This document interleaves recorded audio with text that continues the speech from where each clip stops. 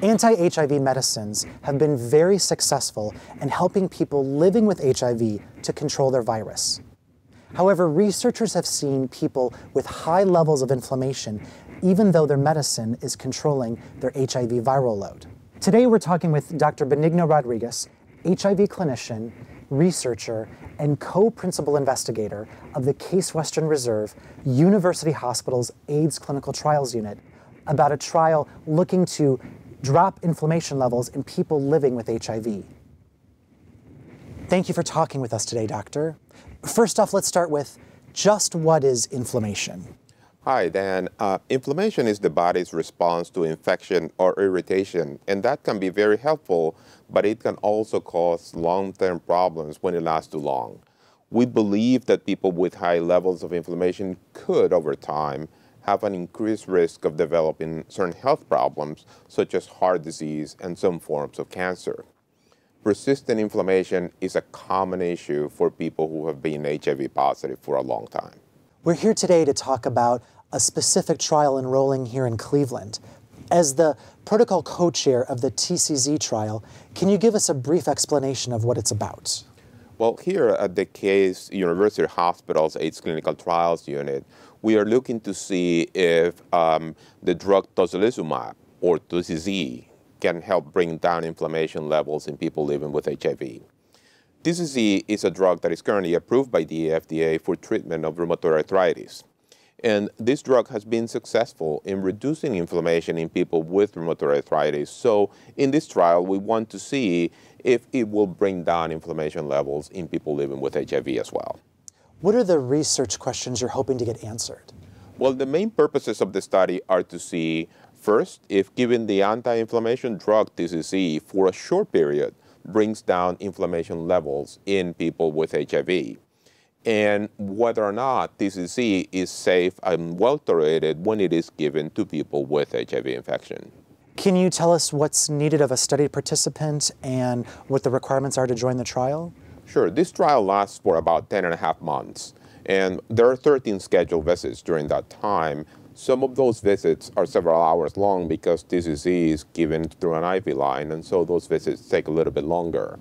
Although the study will provide extremely valuable information, because of the short time that people will receive TCZ, it is not likely that participants will get any direct health benefits from participating in the study. Around the office, folks call this the IL-6 trial. Why is that?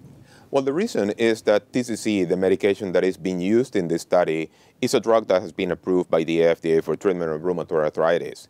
And in cases of rheumatoid arthritis, the way TCZ works is by blocking the action of interleukin-6. Interleukin-6, or IL-6 for short, is an inflammation substance. Levels of IL-6 are increased in HIV-infected people who develop complications such as heart disease, cancers, and infections despite being on HIV medicines.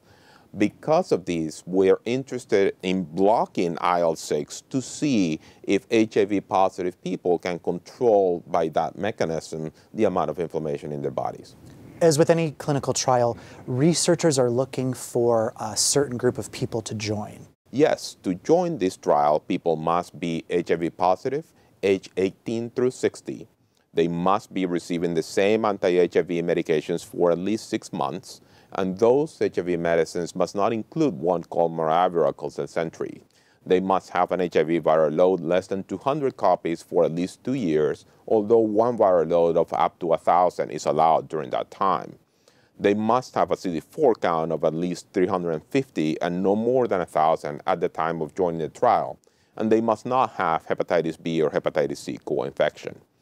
In the case of women of childbearing potential, they must agree to use 2 forms of approved contraception. It is important to mention that participants do not have to be University Hospital's patients in order to enroll in this study. There are some other requirements that we can discuss with those who are interested. For more information about the IL-6 study, we can be reached at 216-844-4444 or by email at info@case.edu. And is there compensation to join the trial? Yes, compensation is provided. And is there any other information you'd like to give today?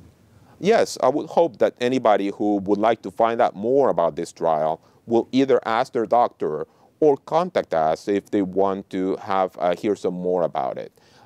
Simply because people ask some questions about the trial, that does not mean that they are committing to joining the trial. We can also talk with any potential participant's doctor and answer their questions. And additionally, we can share some of the laboratory results that are done as part of the trial with participants and their doctors. Thank you for talking with us today, Doctor. If you'd like to learn more about the Case Western Reserve University Hospital's AIDS Clinical Trials Unit, you can go to www.clevelandaids.org.